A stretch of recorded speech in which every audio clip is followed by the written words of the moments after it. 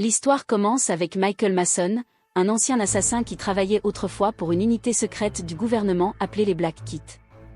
Pendant des années, Mason a effectué des missions dangereuses et éliminé de nombreuses cibles pour le compte de cette organisation.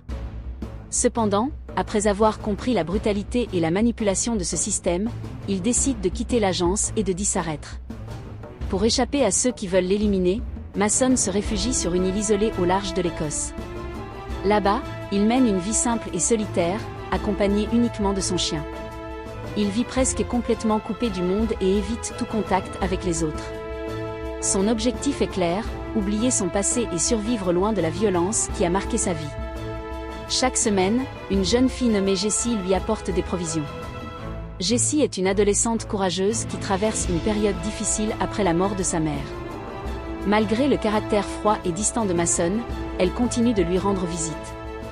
Petit à petit, une relation étrange mais sincère se développe entre eux. Mason reste silencieux et réservé, mais il commence à ressentir un certain attachement envers la jeune fille. Un jour, une violente tempête frappe la région. Jessie se retrouve bloquée sur l'île de Mason après avoir été emportée par la mère. Mason est obligée de l'accueillir et de s'occuper d'elle pendant un certain temps. Cette situation va bouleverser sa vie et réveiller son instinct protecteur. Lorsque Mason se rend sur le continent pour acheter des vêtements et de la nourriture pour Jessie, sa présence est accidentellement repérée. Son ancien supérieur, Manafort, découvre qu'il est toujours en vie. Manafort considère Mason comme une menace, car il connaît de nombreux secrets de l'agence. Immédiatement, Manafort envoie une équipe d'agents pour éliminer Mason. Mais celui-ci reste extrêmement dangereux et possède encore toutes ses compétences de combat. Les agents envoyés pour le tuer échouent, et Mason les élimine un par un. Comprenant que l'agence ne s'arrêtera pas avant de l'avoir retrouvée, Mason décide de fuir avec Jessie afin de la protéger. Il quitte l'île et se réfugie dans différentes régions de l'Écosse.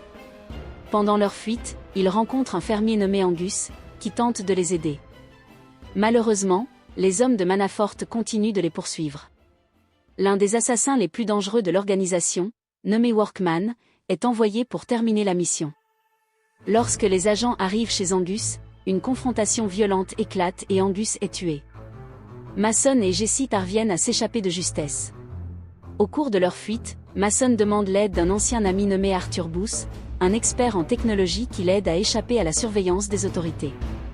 Malgré cela, les ennemis se rapprochent de plus en plus. La tension atteint son maximum lorsque Mason et Jessie se cachent dans une boîte de nuit. Les agents de Manafort envahissent le bâtiment et une bataille spectaculaire commence. Mason démontre une nouvelle fois ses capacités de combat impressionnantes et réussit à éliminer les assaillants. Comprenant que Jessie sera toujours en danger tant qu'il sera poursuivi, Mason décide de l'envoyer en sécurité en Espagne. Il organise son départ en bateau afin qu'elle puisse commencer une nouvelle vie loin de cette violence. Mais avant de disparaître, Mason doit régler ses comptes avec son passé. Il affronte finalement Workman dans un combat brutal. Après une lutte intense, Mason réussit à tuer son adversaire en lui brisant le cou. Cette victoire lui ouvre la voie vers sa dernière mission, éliminer celui qui a ordonné sa mort. Mason se rend alors directement à la maison de Manafort.